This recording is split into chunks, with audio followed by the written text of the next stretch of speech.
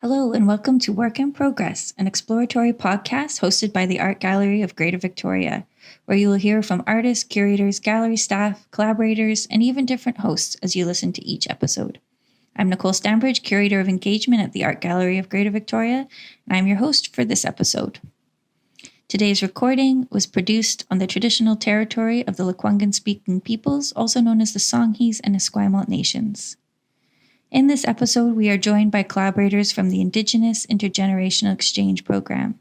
This group included 15 participants who are all contributors to social justice and frontline activism in their respective communities. They began gathering bi-weekly in February 2021 to share cultural teachings, critical understanding, and creative processes within a healing online space. Their conversations resulted in the exhibition titled Holding Ground, which was on view at the AGGV from July through October 2021. Our hope is that this podcast episode will help extend the conversations that began with this project beyond the gallery's physical exhibition spaces and share the work surrounding this program more broadly with friends, family, and communities who might want to learn more. Today, I'm joined by artist Marianne Nicholson, Marika Swan, and educator and media maker Nikki Sanchez, who will start us off by sharing a bit more about their experiences from behind the scenes, leading and facilitating this evolving project. Hi, Marianne, Marika, and Nikki, welcome. Perhaps you'd like to start us off by introducing yourselves. I'm Marianne Nicholson. My Kwakwala name is Taya Kilokwa, and I was kind of involved in the Holding Ground project with Nicole Stambridge in regards to organizing and overseeing. And I'm an artist and kind of an activist, I guess, political activist for Indigenous rights. Piali, I'm Nikki Sanchez, and I am a decolonial educator and a land-based teacher and a activist. And it was such an honor to be involved with Marianne and Marika and Nicole. And one of the roles that I played was just helping connect the art gallery with some of the really incredible women who've been doing such good work in different areas of their life. Hello, my name is Marika Swan, or Amanus Aksup. I am a colloquiate artist and community archivist. Awesome. Thank you, guys. I feel like so much of what happened in this experience of this project with the Indigenous Intergenerational Exchange and the Holding Ground exhibition, there was so much about process, like the time that it took. So like right now, this is the week we're exactly a year out from when we sent out all the invitations to those amazing folks who joined us on this experience that we weren't sure exactly we put a lot of intention into what was created, but we left a lot open to kind of unfold as it evolved. So thinking back to when we first started meeting in the fall of 2020, actually, what made you want to be part of this project? Marianne, maybe you want to speak to, because the project really came out of, maybe the starting place is to ask you to share, because it all came out of an intention and an idea that you set forth. So do you want to share more about that? Yeah, I've really been really doing a deep dive into institutional relationships with Indigenous peoples and kind of making the demand that institutions start to uphold and direct resources towards Indigenous peoples rather than continue to be extractive, which the historical relationship has been one of complete and utter extraction. And even the contemporary relationships today are mostly grounded in a very topical engagement with Indigenous issues. And that's been frustrating for me as an artist and as an activist. And so the conversations that we had in regards to this exhibition were, how do we make an exhibition? How do we structure an exhibition and an engagement on Indigenous issues with Indigenous peoples that is aligned more with Indigenous needs and a true Indigenous expression, not just bringing, like in the past, galleries have brought in Indigenous artists, but they've exhibited them in a completely colonial platform and way of interpreting what the works are and how they're consumed, and who the audience is, and how they're valued. And so when we were in discussion around what this exhibition should be, and one of the reasons why I was so heavily involved in process is because I was wanting to, de-objectify art practice and look at how much more holistic, fluid, and interrelational Indigenous cultural production and expression is. And so part of that was to also disassemble what within the gallery has been a traditional kind of authoritative relationship between curator and artist participants. And so when we brought in Nikki and Marika to be advisors to us and to help us facilitate a process, not a product or the production of a product, but a process that would question colonial ways of bringing Indigenous presence into an institution like the Art Gallery of Greater Victoria. And it was really remarkable in doing that, in just setting the groundwork by opening up the organization of the program to Marika and Nikki as equal participants. It completely transformed what this endeavor actually was. So I'm really grateful to have been a part of that, because I learned so much by trying to put into practice the criticality that I've been looking at the relationship with institutions like art galleries and museums, et cetera, in this particular exhibition that was ultimately put together and run through the course of a year. Yeah, absolutely. Thank you. Yeah, and it really did shift and expand the conversation when Nikki and Marika came on board, because we had started talking about certain things, but then actually talking them through more deeply with a bigger group really helped us bring more questions into the process. And I think that was really exciting. Nikki or Marika, did you want to share a bit about, other than I remember the first thing was because Marianne was part of it. That was a big draw. Yeah, I remember that too. Oh, yeah. The timing of the invitation to collaborate was such a blessing. There was a confluence of events that were occurring, and one of which being this global pandemic that had really rocked our realities and our ability to exist in community and in connection, and also really challenged frontline activism about how it could take shape in a safe way amidst a pandemic. And the other factor that was really significant for me was the culmination of 2 weeks of occupying the Victoria Parliament in solidarity with Wet'suwet'en, and that was led by Indigenous youth from 34 different nations. And what was carried out there, although it was framed in a really misunderstood way in the media as an anti-pipeline protest, was actually a profound act of sovereignty and ceremony.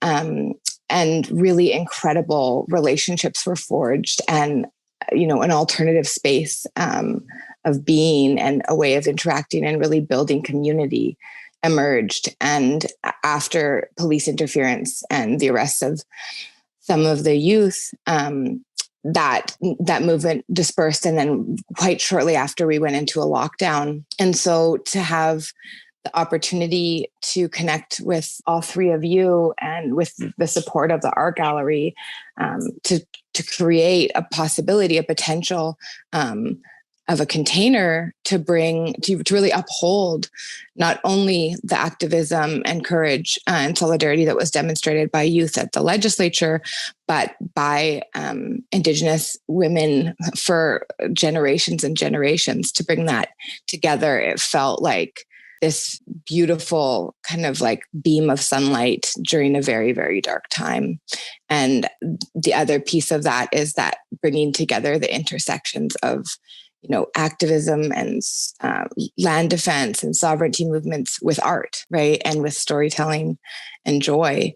And that was just such a gift at such an uncertain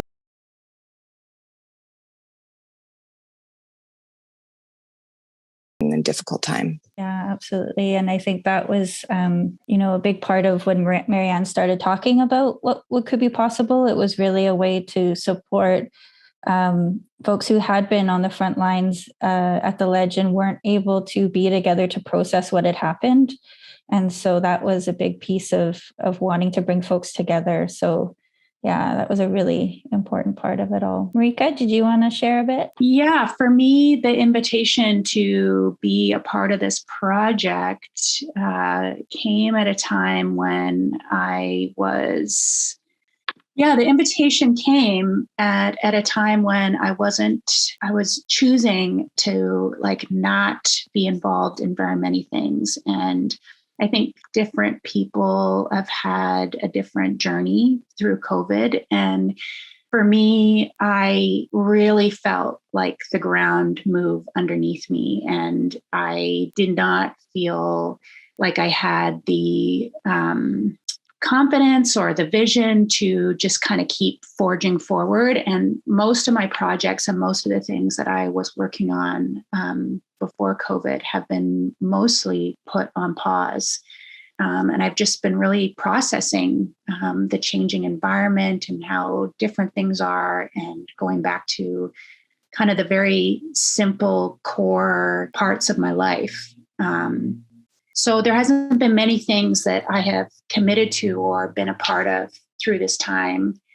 But when the invitation came to be a part of this project, there was a few things that just I couldn't say no, forced me to not be able to turn the opportunity down, even though I was feeling very inactive and uncertain about how I wanted to continue with my community work, or just what could possibly land right in this environment of, a roller coaster of crisis and people not being able to gather in person, and us being forced to kind of do our best with connecting over social media or through Zoom or through other ways, which aren't usually the methods that I lean towards first. So I felt pretty tentative and nervous about it, but then I also was really excited to work with Marianne. I'm a huge fan of Marianne's past work. The projects she's done have always been really exciting and filled me with a lot of inspiration. But also, one of the main aspects to the project that Marianne pitched was the creation of a collaborative curtain, which happens to be a art form that I have been really studying and focusing on for the last few years. In wanting to keep that art form alive and healthy in our communities. And I've been studying and learning about that in my own community, the role and the importance of curtains and the care of them. And all of those elements really inspire and excite me. So the idea of working on a curtain together seemed like just a wonderful healing project to be a part of. I also went down and participated for a little bit with some of the ceremony down at the ledge. And it was really heartbreaking to see the momentum and the beauty of that space and the young people and how brave they were. And then watch as that kind of dispersed, how everyone went into such intense isolation was really concerning for many of us, knowing how this can play out, and how it has happened in the past, where there's so much excitement and good energy and wonderful, but also there's this really important part of processing and understanding what's happened. And I don't know how much of that we're able to do just in isolation on our own. I think ideally we continue to gather and learn and process and digest that experience together. And for me, as someone who's an artist, usually that processing and digesting involves creative expression. It involves creating projects that help to digest and process those things that have happened. Yeah, it was just kind of like a perfect fit for me. And I'm really grateful that I did agree to be involved, because it kind of put the holding ground and our process together, and our commitment to see this through in the best way possible really like pulled me out of a place of deep inactivity and got me moving again in the community and with other artists, which I feel really, really appreciative of. Thank you. Yeah. I feel like so much of like a big part of what happened in this process was very intimate with the group that was invited in and the gatherings we had that led up to the physical thing, which was the exhibition. But it felt like that what happened in the exhibition and what Marianne was able to share with us in terms of the design and the making of the curtain was a culmination of everything that happened in those gatherings together for those months leading up. So I wonder if, just to give folks a sense while still honoring the intimacy of what happened within individuals and all of us in that group, if we can find a way to maybe articulate a bit about what happened in that space. And if we can talk a bit about what we kind of shaped for the time in those spaces. It's interesting. I think there's a spiritual element to the process, the investment in the process, and really this idea of preparation. What does that really look like? And I think in the kind of Western colonial world, often that has to do with formal qualities. And for Indigenous peoples, it's actually much more about spiritual qualities. And we don't honor that enough within institutions, whether they're governance institutions like the legislature, which was kind of basically not allowing the presence and the spirit of the Indigenous young people who were present outside its doorstep, literally barring them from entry and participation in that system. And then to challenge the gallery to assist to create a space that would at least allow an expression, that was more aligned with Indigenous ways of being than simply production, formal production. And so the meetings that took place were absolutely essential in that there was a practice that was being established there that was really based on sharing, collectivity, vulnerability, and support in human expression. And I was really moved and honored at the truth of some of the sharing that was done in that circle, in that environment, because the rawness of human feeling and emotion is often suppressed by colonial systems, and it's soul crushing. So this process to agree to walk through together in these kind of extensive meetings, meeting up, sharing of mind, sharing of ideas, sharing of human experience prior to establishing what the actual exhibition was going to be. It was almost like when you prepare the ground, you take time to prepare the ground and you prepare it well, and then what grows and flourishes in that through that effort, is built on that preparation.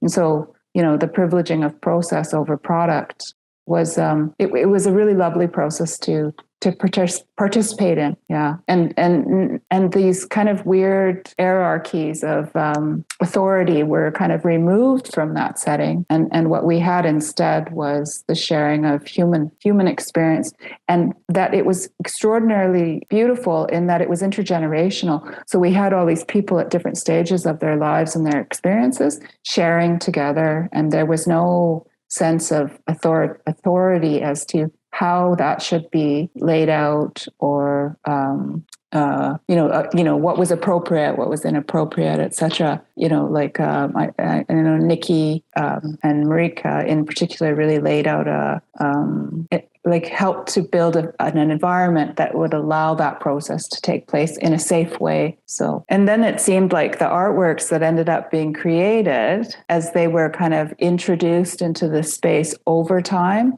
really also broke away from this idea that you would put up a show, it will show, and then it'll come down. And the expressions that came out from the work that was being done, I was just really humbled. That would be the word, humbled by those expressions. Yeah, the whole process was really quite transformative, just from personal and kind of as a representative of the institution too, in terms of a model that we were able to share with the other folks at the gallery to show that like there's other ways of doing. I think that aspect of it was was such a gift to, us imagining other ways of doing. And, I feel really committed to making sure that like everything that took shape and that we learned in that process, that we don't lose that, right? That gets built on and we can add to that. Yeah. And I'm just thinking, Nikki, you were so, knew a lot of the folks so well that were invited in. And it was great to see folks, like as Marianne said, there wasn't necessarily like a hierarchy that was created in that space. And so folks who were taking part would offer their skills at different points in the gatherings and share different things to support the group. And I just wondered if you had anything to share about the people you knew who took part and what it felt like to kind of watch that all unfold in the space with them. Yes. I think, that heartbreaking experience that Marika talked about, like I really went through that because the juxtaposition of like coming together to create this alternative space that was guided by ceremony and like really fueled by love and commitment to one another and to the land. And then to go from that into a lockdown, and for everyone, while we were processing the trauma of the outcomes of the occupation of the legislature, for us to be isolated and also facing this like unprecedented modern reality. It was like, I felt like it was such a blessing and with so much like wisdom that you and Marianne, kind of cultivated this vision because it enabled this opportunity to reconnect folks who had otherwise been, separated from one another. And then also when Marika, brought in the suggestion that rather than have it be youth focused, we really have it be focused not about someone's age, but about like the work that they're doing and how they're contributing to community and, what they have to share.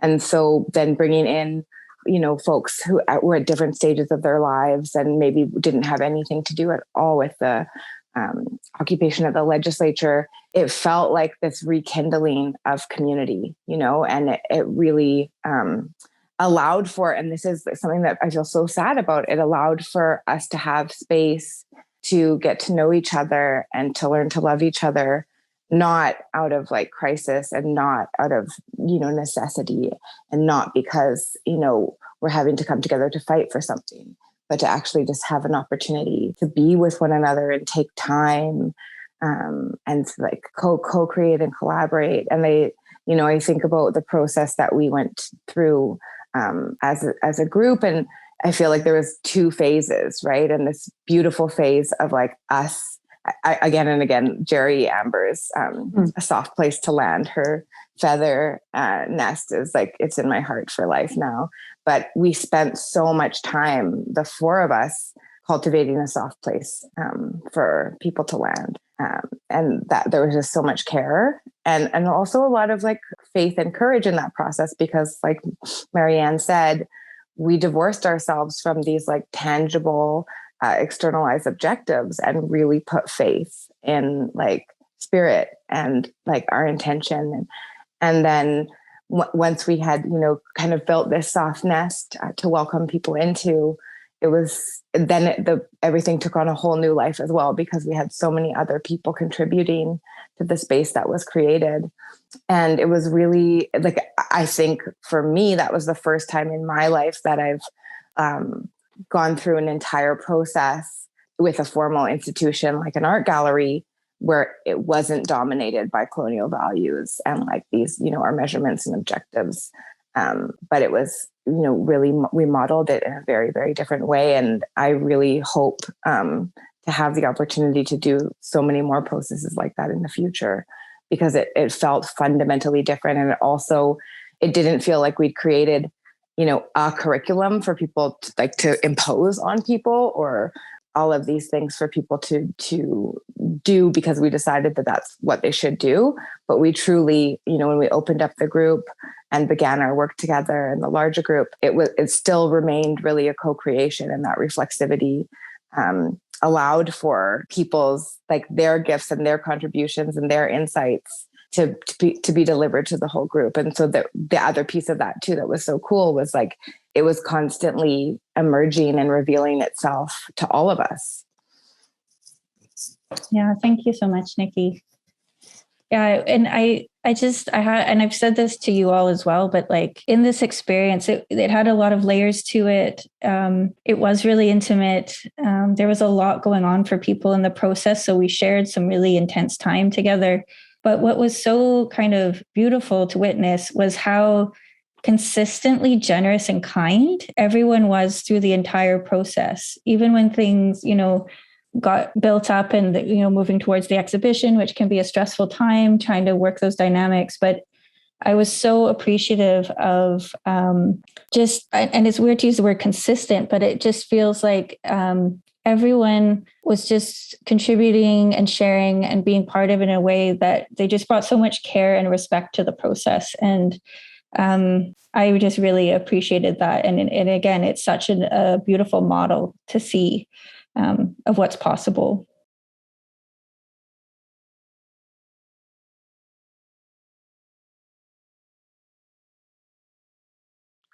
Yeah, we were so when we started working on this project, I felt like I was so surrounded by people that were just completely overwhelmed with the things that they had committed to, what was going on. So many people that were really struggling to, maintain their commitments to their full-time work or the things that they had said they would do, and trying to pivot and create it. And it was just so overwhelming. And, being involved with this project, knowing that was where we were at. And for me, I feel I would watch people get excited about projects and be really into them. And then 2 weeks later, something would happen. And then they sustaining what they were excited about before. It was just so unknown and touch and go with what was happening in our communities, that it forced us, I feel to really push back and reimagine our relationship to productivity based work. And I really appreciate that we explored the violence of that, of when it's only important what you produce, how violent that is and it goes completely against our way of being. And Mariana's right. That has been the basis of so many different relationships with institutions and art galleries. And it's just whatever's left is the quality of what stands in the room. Right. And so I really, really learned a lot from going into a project and deliberately dismantling that together. And it was so transformative to me to be in a project where the basis and the most important focus was our relationship and the well-being of each other. And that whatever came out of it was just bonus to those things, that framework. And from that place of knowing that it's most important that people feel welcome to come as they are, to contribute whatever they have to offer, knowing that people may dip in and out from week to week, making the call in the beginning that, we would disperse the funds we had in this way, regardless of people's participation, was really transformative for me, in really accepting the project as it unfolded and releasing from myself, my own expectations, that own part of me that I think has been ingrained through probably the public school system, just mainstream employment, all these things where you're supposed to achieve these goals, nonprofit grant writing, where you all that stuff. It teaches you to guide projects and coordinate projects in a certain way. And this project for me was the complete opposite of that. It was it was like everyone understanding that if we'll just create the best space we can, and people will come in and out as they want to and what feels right for them, and whatever's created is created, and whoever wants to be a part of this part can be a part of this part. And if people want to step forward and take on more, then they're welcome to. And in that release was like this like the pleasant surprise of generosity, of consensually giving, that you're not like obligated to produce 3 pieces or whatever. You can put something in if you like to. What would you like to put in? What size would you? Okay, you've got energy for this and that. That's great. And receiving that, knowing that it's coming from a place of generosity rather than obligation, was beautiful. And it's an experience that I think I'm probably still kind of processing, and I really do hope to carry into other things, because I feel like the opposite of that has, I can see in other projects that I've been involved in where, people have been struggling with other things in their life or other parts of life, and not able to like meet the deadlines or get things done exactly the way they want to all the time. And then really feeling like we failed, and being so hard on ourselves, not meeting what we agreed to do. And just being so much more open and flexible with those things, and understanding that everyone's showing up with the intention of giving whatever that they have to give offers so much of a better space, more creative and rich space, I feel. And I felt really excited about how that played out. I don't know if I'm articulating it right, and if anyone feels like they can really like explain that in different words or I think you articulated that so well. And what I would add is that so often when institutions or organizations try to create, an Indigenous space or female-centric space or people of color space, they will change the internal components to be reflective of that, but they won't change the invisible architecture of the programming, right? So all the things that you just said, Marika, about like deadlines and expectations and all the ways that we make our relationships transactional. We can be making a curtain, but be doing it in a very colonial way. And there's like those relationships are violent, and it's often really hard to see and be able to name why. Because the systems are just kind of like, this is just how we do it, right? This is just how it's been done. And so the reason for me that I feel like this experience felt fundamentally different than others that I have done that maybe had similar objectives is because the invisible structure, like that which guides the process, which, creates the feeling, creates the experiences, but is invisible, we really dismantled that and approached this in a completely different way. And that felt so good. And it felt so good as well, like as a facilitator, to not feel as though I needed to pressure people to deliver. And we could like uphold that just their participation to whatever degree they were there or not, whether they put a piece in the art show at the end, it wasn't significant. We knew that the experience was going to be what each person needed it to be for them at that time. And there was so much consent there. And that felt so good and also so rare.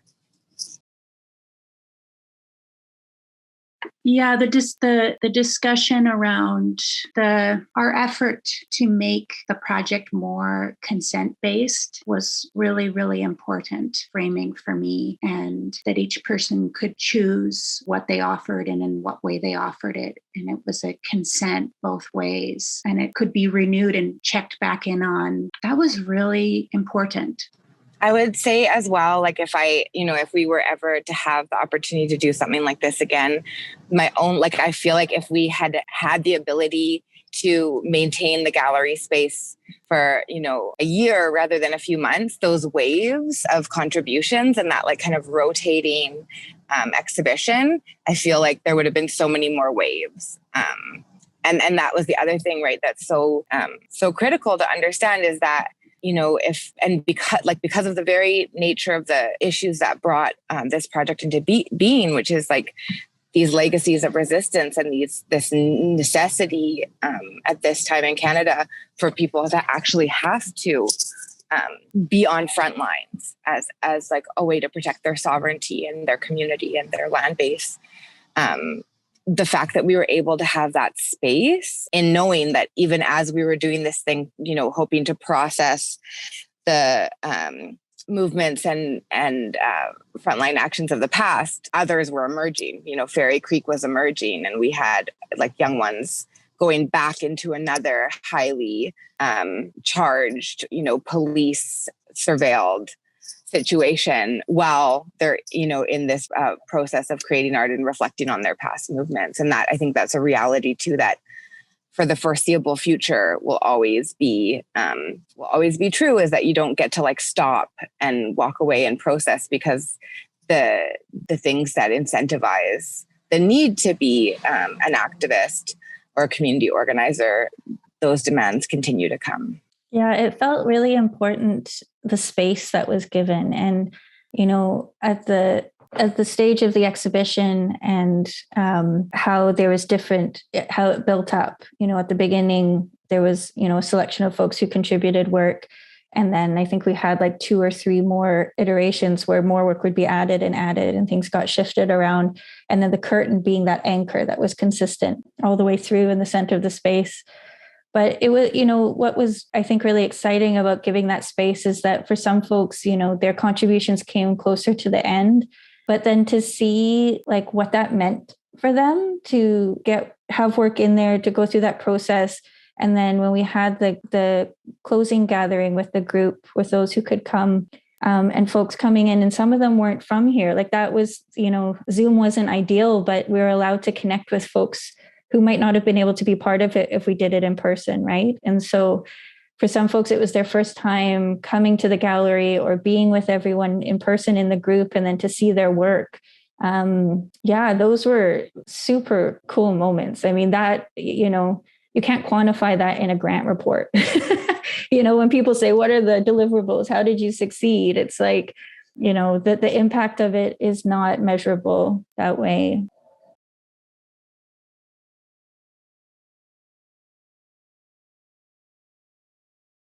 I would say as well, and for anyone listening to this who wants to create something similar in the spaces that they work or organize, another thing that was really significant for me was that we were able to pay our participants, in a meaningful way, and not just with a really flimsy honorarium, but to really not just demonstrate that we are giving value to their time and their contribution.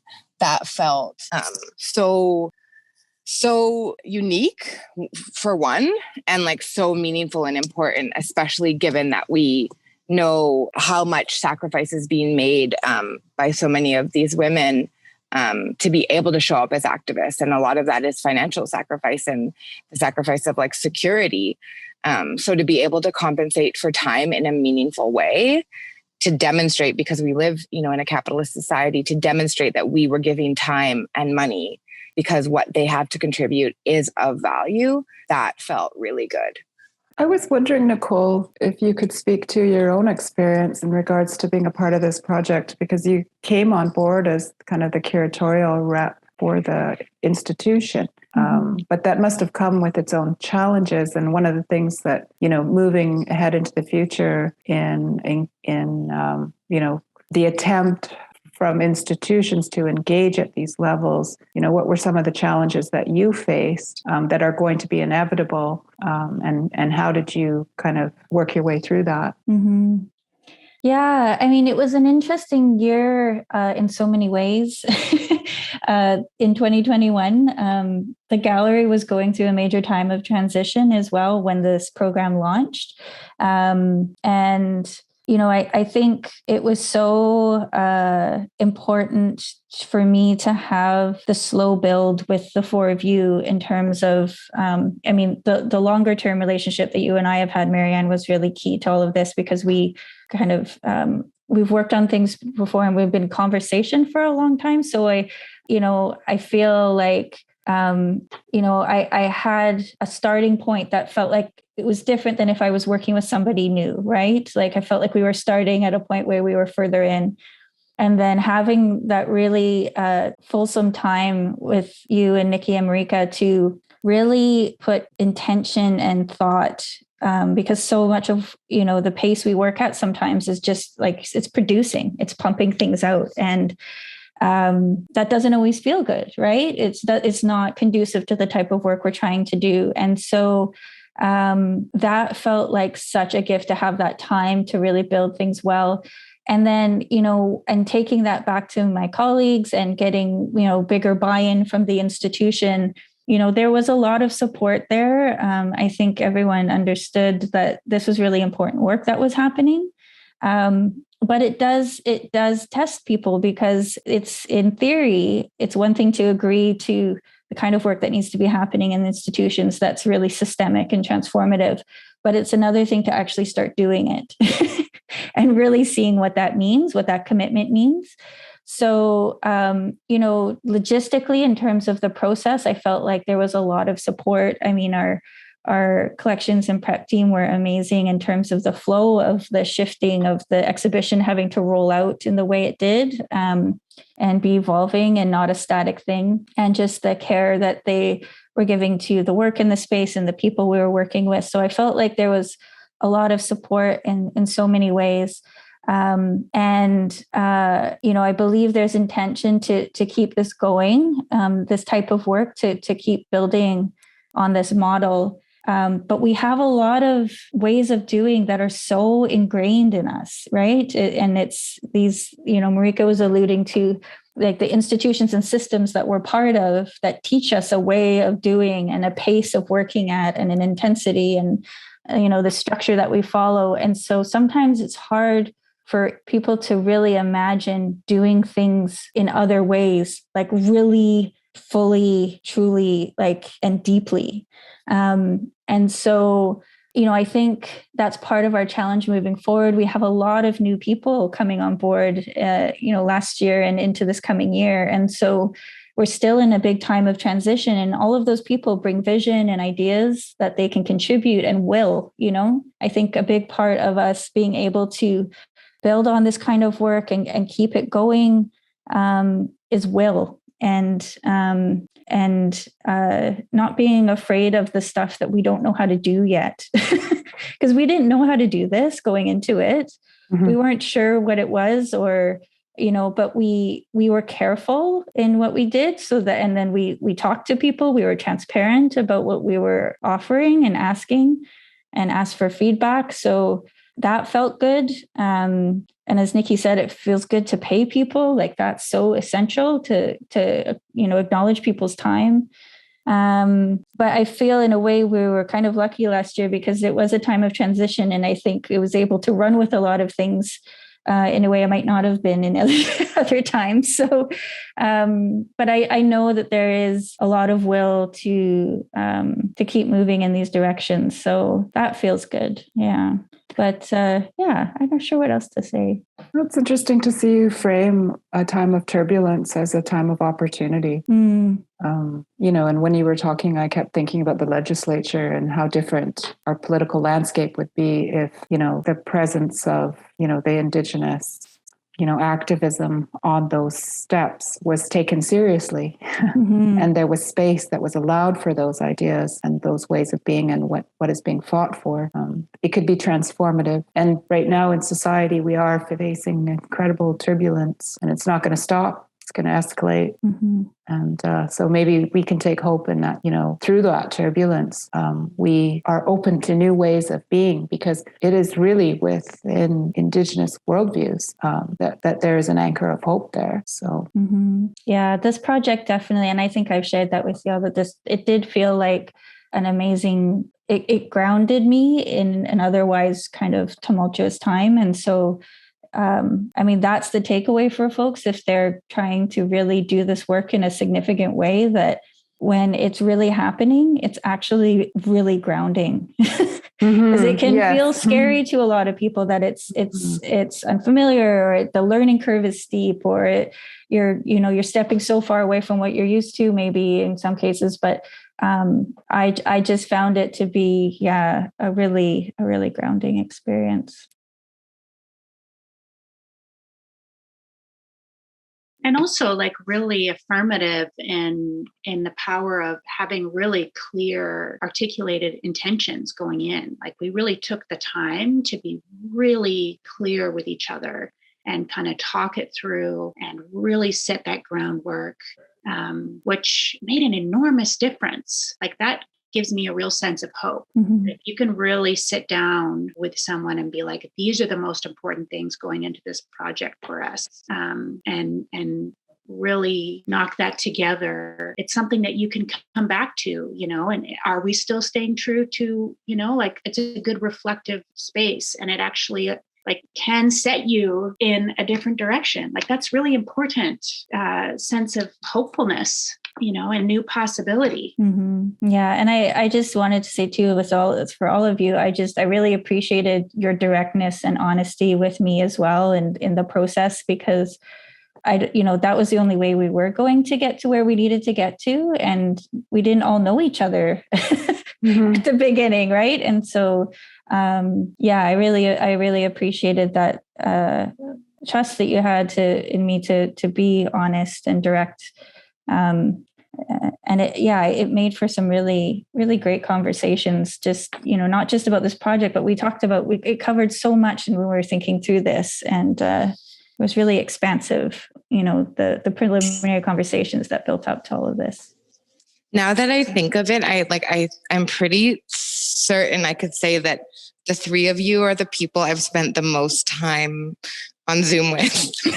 Wow. Cumulatively, because we did, like when you could kind of go back through all of our planning meetings and then all of our, group meetings and everything. And, some of our preliminary, when we were constructing the soft place to land together and conceptualizing it, some of those calls went on for 3 hours, and we really spent so much time. But I'm thinking about what Marianne said about how it's, we're in a time where we're at a threshold, and unfortunately things are going to actively have to collapse and break down in order for change to come. Mm-hmm.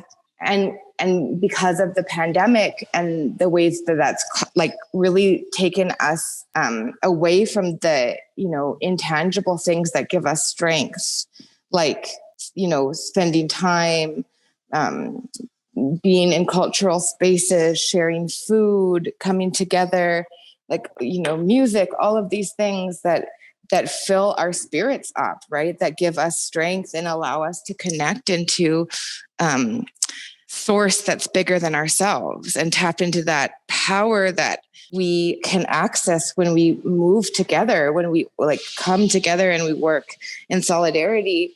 And that was so acutely apparent at the Ledge, and then it was all taken away. And so, for me, I feel like there's so little value in our society as it currently exists around the value of community building, the value of relationship building, and tending to one another and caring for each other, not for a specific outcome or not with one reason, but because that in itself is so worthwhile. It's of so much value. And so I feel like that was a piece of what we did, is we, spent a year, we dedicated a year to really, how can we cultivate really beautiful connection and community so that we can give each other strength and be light for each other in a really dark time. Mm-hmm. Yeah, there were some amazing moments in those. I mean, who would think in a Zoom call, you could just be so touched and moved by each other in this virtual space, but there was some really significant moments in those times together. So yeah, really appreciated that. So, I mean, I feel like you all shared, quite fully in terms of the impact of the project. And I'm just wondering if, because I think a key piece of, when we're working with folks, we want to make sure that the projects they're working on with us relate to the work they're doing. And I think, from what you all said, that's part of why you joined this project, was because it was connecting to things you were interested in doing or would support the work you were already doing in some way. Do you want to share a bit about, what you're working on now, or, if there's things that came from this project that you were building on or not related to this at all, but just where things are going for you from here? I think for me, it was always been part of my intention to really question these relationships, the inequitable relationship between colonial institutions and Indigenous communities and peoples. I grew up under conditions where my small community has been extracted from by academic institutions, galleries, museums, capacity, humans. We have a small community now, around 65 people. When I left home to go to school, there was maybe 125 in the summer, lots of children. We're down to 65. The future of our community is uncertain. And I'm in the process of trying to return to my community to bring my own personal capacity back to community to try and help with the community's longevity. And that part of that is to highlight the colonial process of destruction and extraction, and to demand that if people are going to even consider the word reconciliation, that means giving up space. That means land back. That means enough space for Indigenous voice to be expressed and to be listened to. And I am frustrated. I'm frustrated with the institutions. I'm frustrated with the legislature and their incapacity to provide space, to listen, to be present, other than as an authoritative dictator. And so for me, I continue this work to really call institutions, academic institutions, artistic institutions, museum institutions, to task, to look at what does truly remaking this relationship look like, and trying to provide a more equitable experience for us as Indigenous peoples, where we're not always being extracted from, where there's an actual return. So, I'm really passionate about that, and I seem to be speaking up more about it and less concerned about, fitting in, fitting into institutional spaces as they exist. I don't want to fit in anymore. And having some success under our belts in engaging with an institutional space in this way, it has really emboldened me to keep speaking out about it and to keep advocating for it and to try and center my practice in a way that is empowering of Indigenous voice and not disempowering. So I'm excited going ahead. Yeah, for me, going through COVID has been like a huge process of completely dismantling everything that I was doing before and kind of breaking everything down to a complete ground level, and then slowly starting to build up a new structure and way of being that works for me in an environment where things are constantly changing and the future feels increasingly uncertain. And what I need in that space is different. And so I do think that, obviously this has been an enormous tragedy and so much stress, and there's been so much loss of many things, not just, lives, but it has put an enormous stress on our communities. And we're also going through great climate grief, but not being able to just continue in the habitual wheel I was on before. Like I was just going through the motions of this kind of cycle of productivity and the types of things I was involved in, and, the way I usually operate in life and me. And COVID completely blew that all up.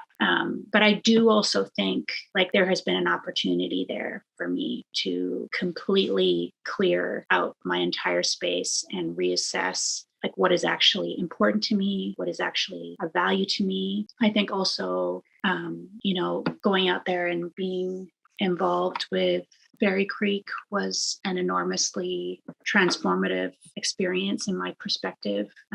And I've been processing kind of like all of these things that I've learned about myself through this great upheaval and kind of disorientation. And I am starting to feel like a sense of moving forward just now, maybe in this spring. And what is emerging for me more than anything is how important it is to center relationships and connection. And if you approach your life on the basis of like centering your relationships and your connections to others, it's a completely different frame than if you're kind of putting things in different compartments of, these are the people I work with, and this is my family, and this is my friend, and this is my partner, but really approaching life based on the understanding that connection and relationship are like the most important life ways from which to operate from, is kind of getting me into a different way of thinking and the way that I'm kind of reapproaching becoming more activated in my life. There's quite a few people that do work in our community around healing from residential school trauma. And one of the teachings that's like filtered down from me that sticks with me a lot is, when we're traumatized, often like we shrink, like we've been hurt, right? We've been traumatized, something's happened. And as a self-protection, you may shrink and limit and pull in a way to protect yourself from that happening again. But in reality, in order to like move forward from healing from trauma, we have to actively rebuild those relationships and connections, and we need to like mold out. And we think that shrinking in is like safer, but the correction is connection. And to me, that makes a lot of sense for me. And so I don't know what that looks like in terms of like what project I'm working on. But I know that strengthening like my relationships and moving out has been like my core process through this, like starting with my intimate life, the people that I was cocooned in my little bubble, in my house, in my family, moving slowly up to the people that I am in constant relationship around, just their well-being, and, people that we're like very connected to and checking in on how we are.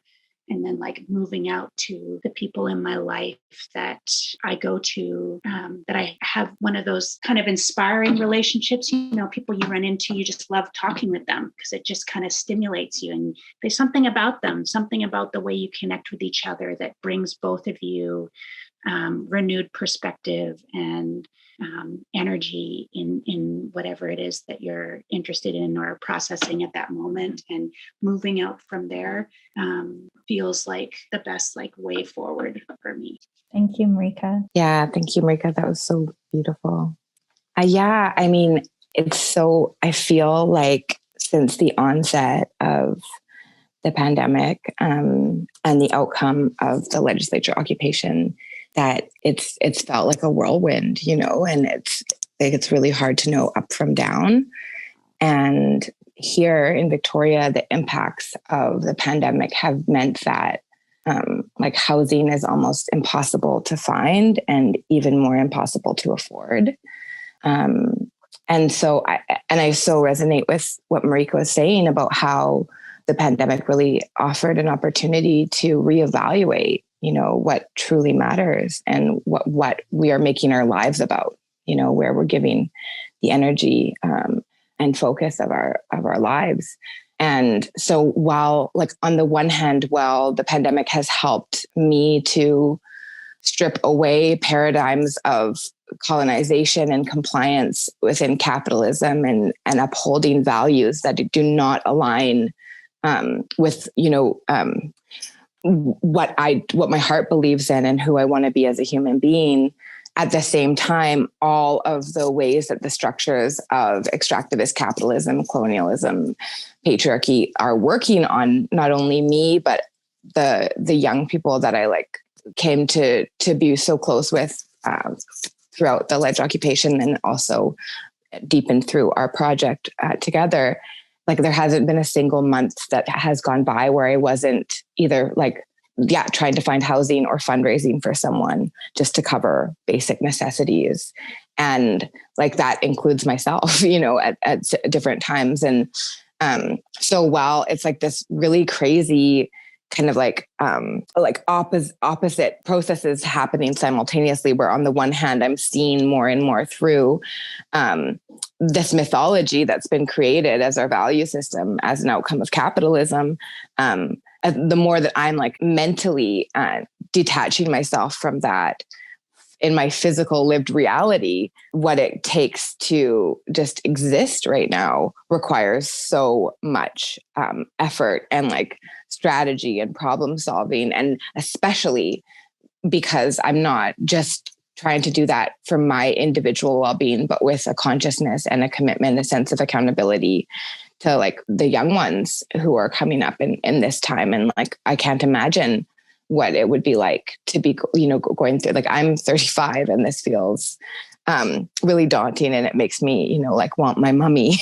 And so I'm thinking of like these, like for these young ones who are like just off on their own for the first time and trying to begin their life as independent individuals, to be navigating through all this. It really, my heart is really, really tender for the challenges of that. And so in my work, I'm still very much committed to finding ways that we can take these intersections of like the wealth that comes from within us, that is infinite, that is truly, where we're going to find the solutions, where we're going to envision what other ways of economies and governance and things that are possible, where we're going to reclaim the things that have been taken for us. I'm really trying to, as much as possible in, a multitude of different fields, bring that creativity and that like that collective power that we can tap into when we really do work together to bring it about.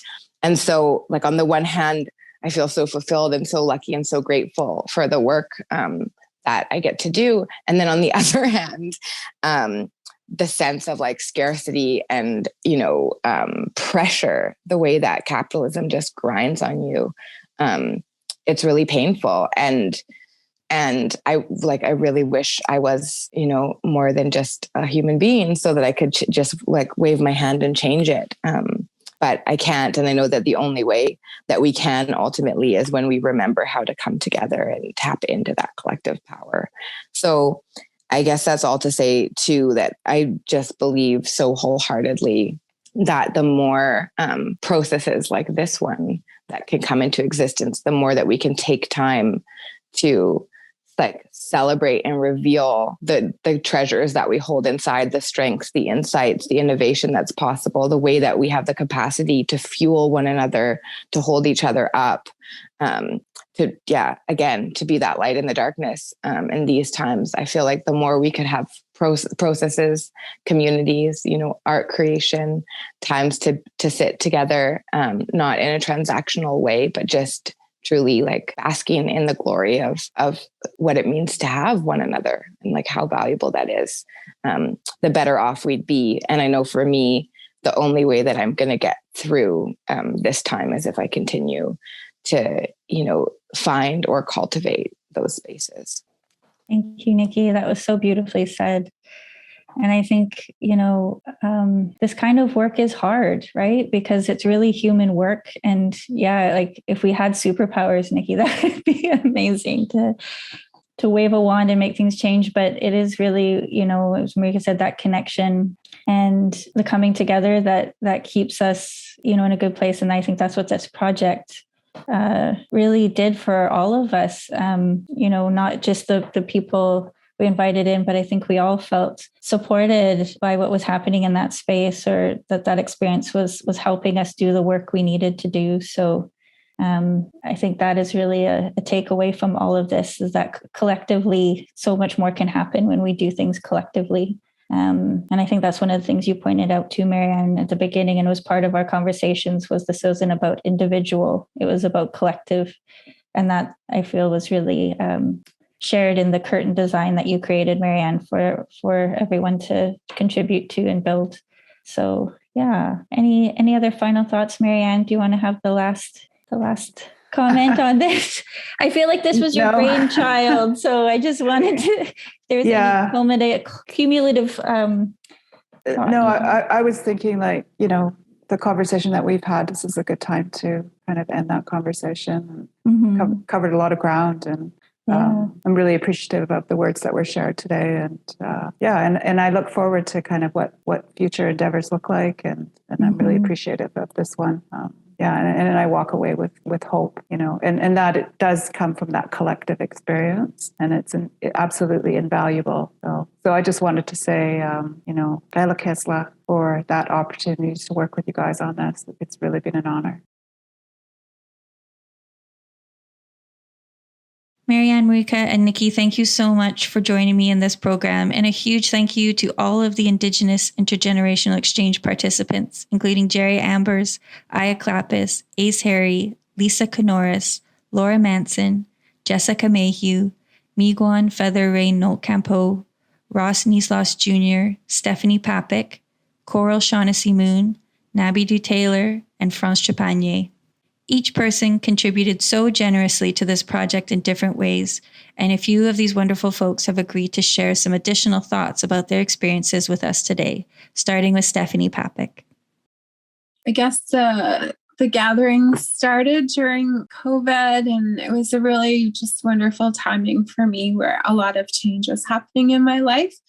And then this invitation emerged to be a part of this gathering of Indigenous youth and femmes and two-spirits. And it was just like a really beautiful place to be able to come together and bring some closure to some events that had happened earlier in the year, kind of pre-COVID.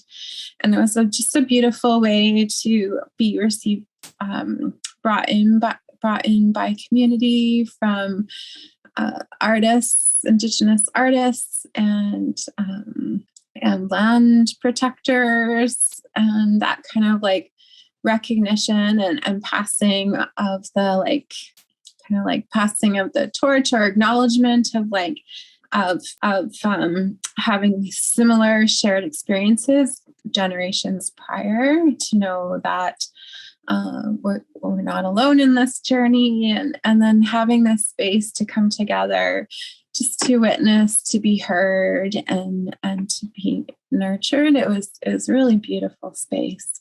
Also, with the forethought of that holding ground, holding that space for the time to happen, where each of the artists were able to have that time to be creative and to make something to offer. And I think just that kind of foresight to be able to have that vision of what could be helpful in terms of creating and holding that space for everyone to be able to share and offer their creative gifts at their own time and pace, especially during this time of a pandemic.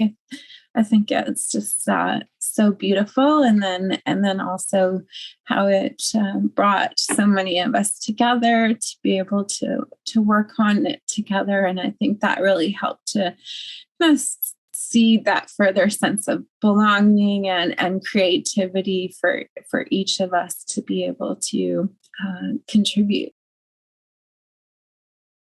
Holding space for me comes a lot through circle practice, and in creating a container for humans. Humans invariably, innately, want to be good and do the right thing. So creating that space for us to be our best selves. And I have a background in science and honors Bachelor of Science in Biology, so I always like to bring in the brain kind of science. And it's also how our brains work too, when we create spaces that are nurturing, strength-based, and positive, it puts our brains in our prefrontal cortex, so puts us in that planning, thinking, compassionate part of our brain, versus when we're in situations that don't feel safe, it activates our amygdala. So our behavior as responses could be fight, flight, freeze, or fawn. And so that kind of creating space for how we can be in relation to each other. And so that same, and then being able to hold that space and you need something like whether with humans in circle, holding that space, it's helpful to have someone sitting across from you that, you're kind of holding that centered, holding that space together.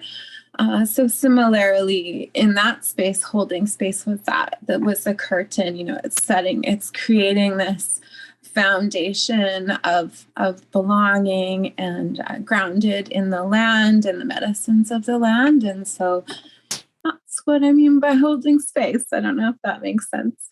It was kind of felt like it was a fun space to be able to explore different ways of expressing creativity there, whether it's current pieces or some that I've done over time.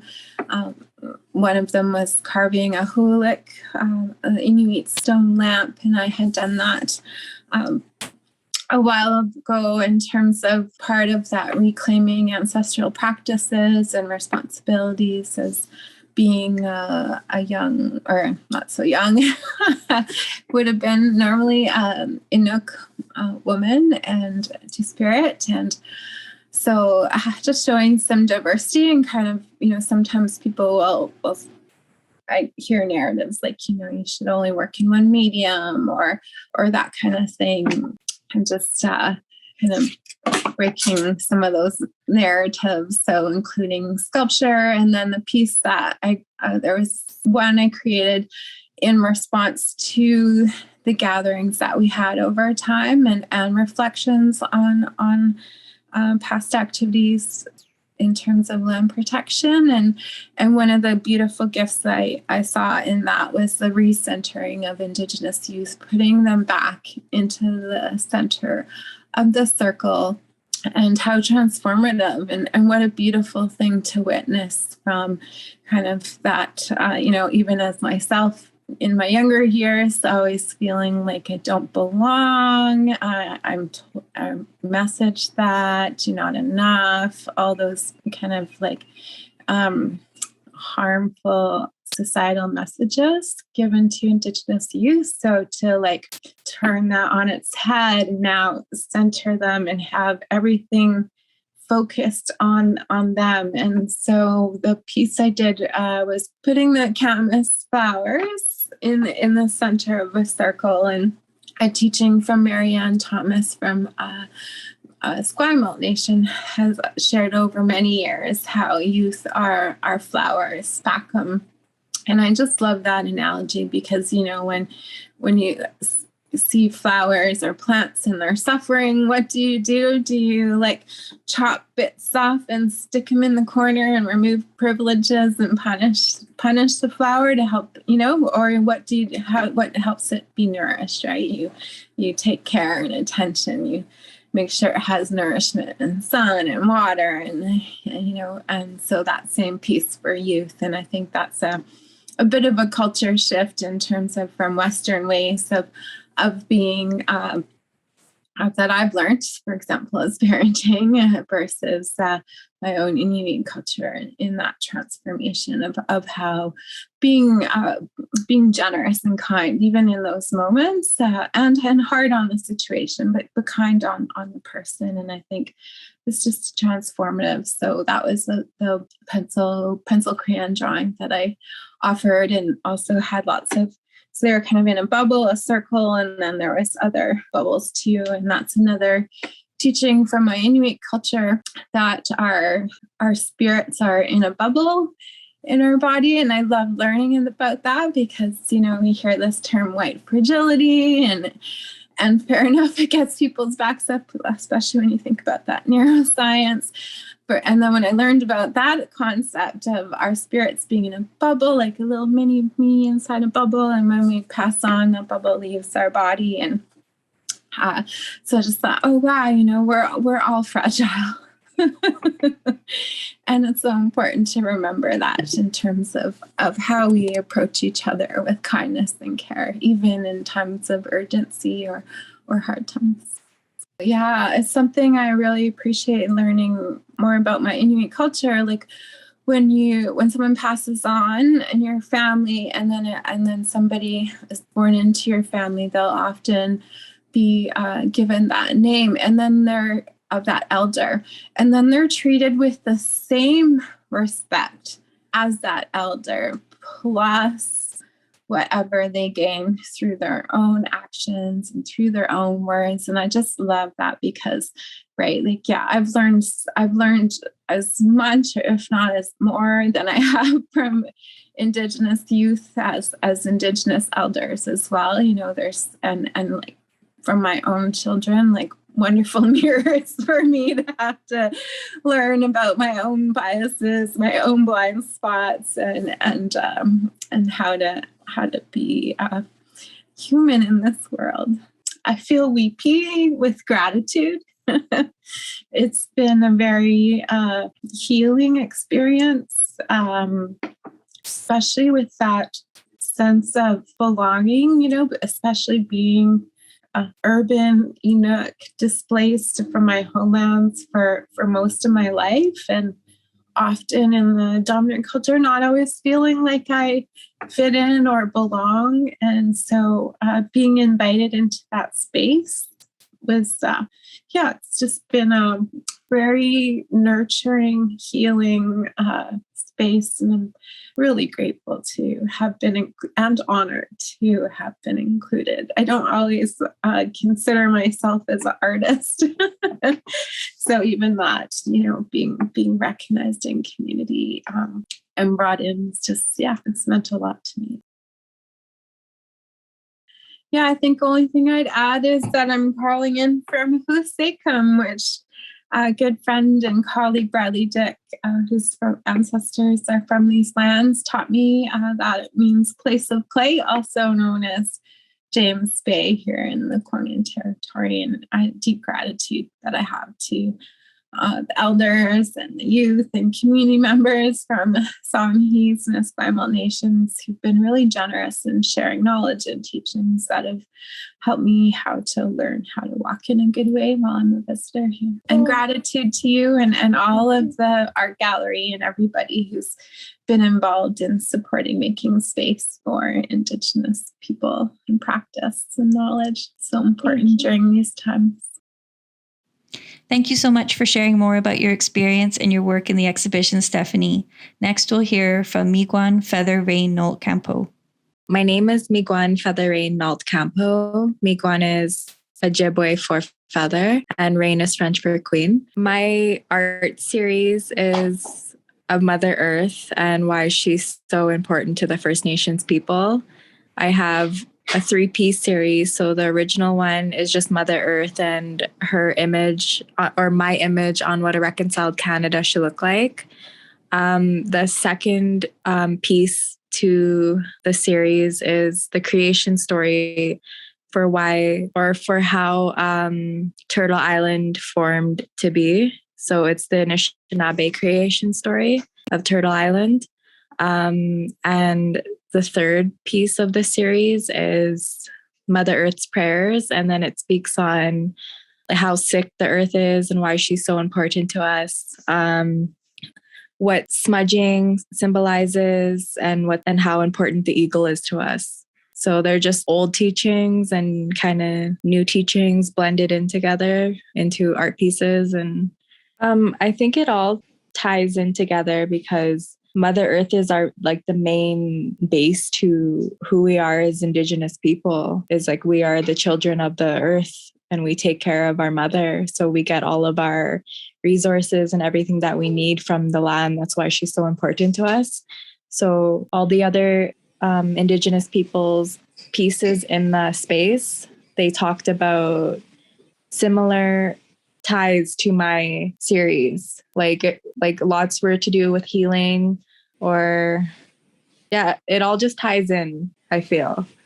The experience was awesome. Like being able to come together with other Indigenous artists and talk about healing or what our visions are for the future or how we have healed or what works for us was really amazing to be able to work with all Indigenous female artists and Two-Spirited. Being able to come together and have our art up in a space, in a gallery, I think that was healing in itself for us, to be able to indigenize the space and be able to have our stuff up on the wall. It was a very sacred time for all of us to be able to come together and hold space for one another during a pandemic and still be able to create a beautiful space for the public and for generations to see. I got to connect with all the women. We got to put our heart and spirit onto the curtain, our handprints.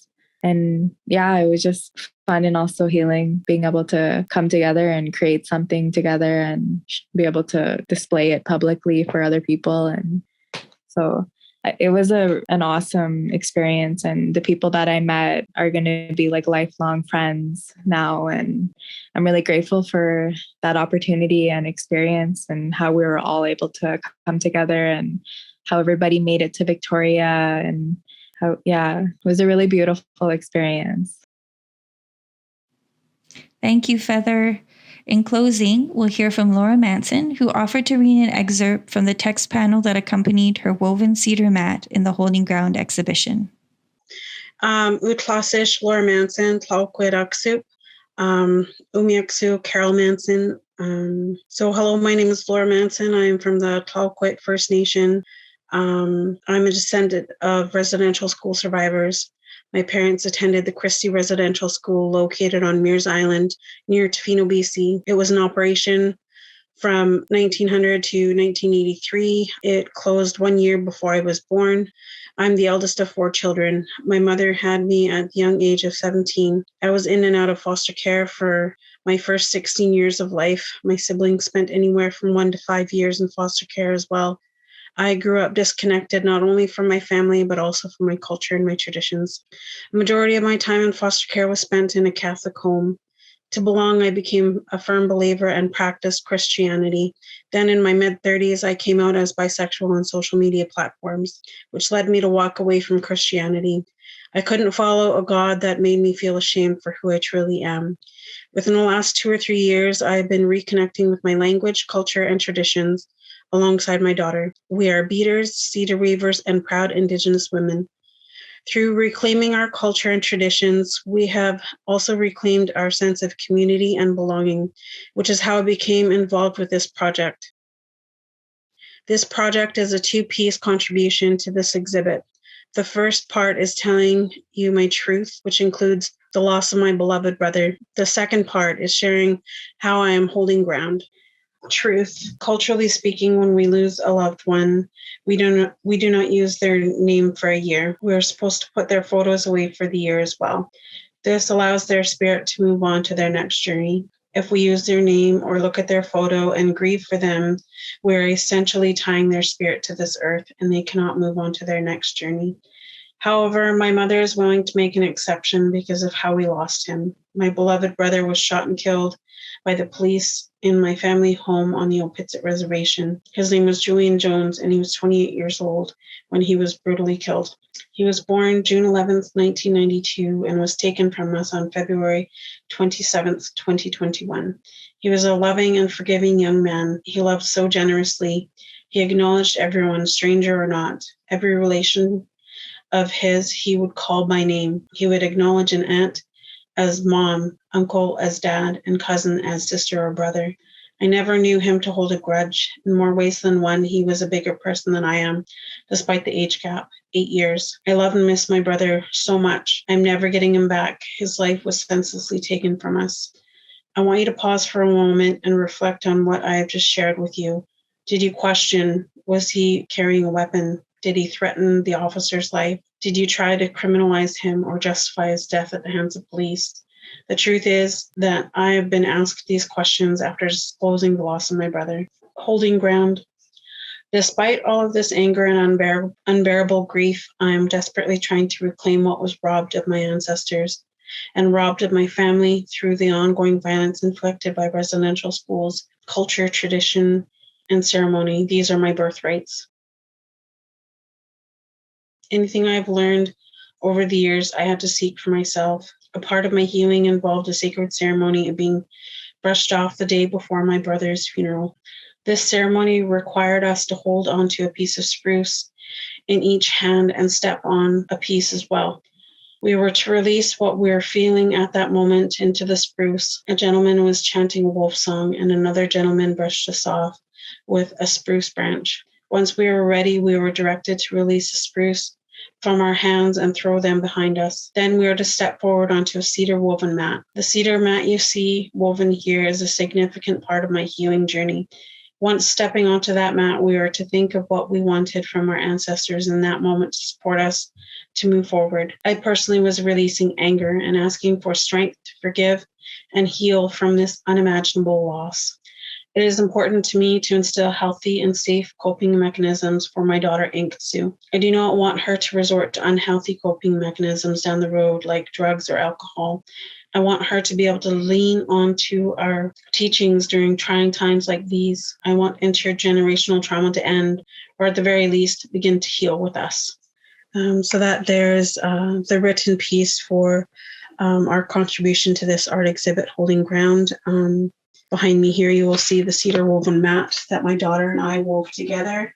The cedar we harvested together from our own territory, and we spent about 6 to 8 hours weaving it together, which in itself was a real honor and privilege, because that right there was robbed of my mother with her mother, and I would imagine with my late grandmother, Rosemary Charlie Mitt, and her mother. So just recognizing what a privilege it is to not only harvest cedar, but also weave with cedar with the knowledge carried by other knowledge keepers. Due to colonization, this wasn't a practice that I learned from my own parents or my grandparents. It was literally learned from YouTube. So I recognize that it's a real privilege to be able to carry on this knowledge, although it may not be directly from my family or my nation, but it is a practice that we will continue on. Thank you to the Art Gallery of Greater Victoria for this honor and privilege of participating in this art exhibit, Holding Ground. Thank you, Marina, Nicole, and other faculty for holding space for us to continue to hold ground and contribute various pieces to this exhibit. Just having space to acknowledge the trauma and where I come from and the ongoing trauma that my ancestors were robbed of, to be told not to practice our culture, to be told not to practice our traditions, to be told not to practice our language, has been really traumatizing and genocide. I just want to wrap up by saying thank you very much. I really appreciate this opportunity to share my truth and how I'm holding ground. Tlako. Thanks again to Marianne Nicholson, Marika Swan, Nikki Sanchez, Stephanie Papik, Miguan Feather Rain Note Campo, and Laura Manson for sharing your time and thoughts with us today. For those who want to learn more about the Indigenous Intergenerational Exchange Project or the Holding Ground exhibition, visit aggv.ca. This is Work in Progress, a podcast series created by the Art Gallery of Greater Victoria, located on the Kwungan Territory, also known as Victoria, BC. Work in Progress is generously supported by Canada Council for the Arts Digital Now grant.